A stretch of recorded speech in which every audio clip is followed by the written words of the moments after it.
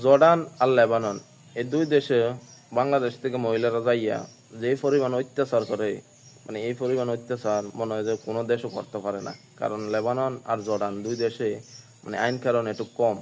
কারণ অন্য দেশে হইলে পন্থার বাগুরা লাগলো। দেখেন জর্ডানও মনে করেন যে একই সিস্টেম, যে কন্টাকে বিয়ে বইয়া থাকা যায়। লেবাননও একই সিস্টেম, কন্টাকে বিয়ে বইয়া থাকা যায়। এখন কন্টাকে যে বিয়ে বইয়ে 6 মাস 7 মাস এরপরে কিন্তু আবার বেড়া চেঞ্জ করে লায়। তো একটা দুইটা তিনটা এরকম করতে করতে 6 7টা বিয়ে বইয়ে লয়।